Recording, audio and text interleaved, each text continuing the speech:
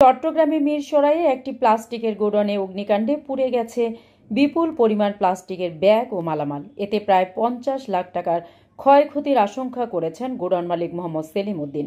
উপজেলার জোরারগঞ্জ ইউনিয়নের chairman road এলাকায় ঢাকা চট্টগ্রাম মহাসড়কের পাশে এই অগ্নিকাণ্ডের ঘটনা ঘটে। খবর পেয়ে বারৈয়ারহাট ফায়ার সার্ভিসের দুটি ইউনিট প্রায় 20 মিনিটের চেষ্টায় আগুন নিয়ন্ত্রণে আনে। মালিক ও প্রত্যক্ষদর্শীরা জানান, স্থানীয় বিএসআরএম ফ্যাক্টরি থেকে টেন্ডারের মাধ্যমে বস্তাসহ বিভিন্ন প্লাস্টিকের ব্যাগ এনে ওই গোডাউন পরিষ্কার করে পুনরায় বিক্রির জন্য রাখা হতো। দুপুরের দিকে হঠাৎ আগুন লেগে মুহূর্তেই গোডাউনের সব ব্যাগ ও মালামাল পুড়ে যায়। তবে আজকে কাজ বন্ধ থাকায় গোডাউনে কেউ অবস্থান না করায় কোনো হতাহতের ঘটনা ঘটেনি।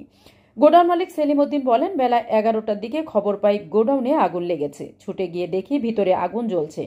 তালা ভেঙে ফায়ার সার্ভিসের সহায়তায় আগুন নেভানো হয়। প্রায় 50 লাখ টাকার মালামাল পুড়ে গেছে। বারৈয়ারহাট ফায়ার সার্ভিসের স্টেশন ইনচার্জ জয়নাল আবেদিন তিতাস বলেন, খবর পেয়ে আমরা দুটি ইউনিট গিয়ে দ্রুত ঘটনাস্থলে পৌঁছে আগুন নিয়ন্ত্রণে আনি। আগুন লাগার কারণ প্রাথমিকভাবে জানা যায়নি। তদন্তের পর নিশ্চিত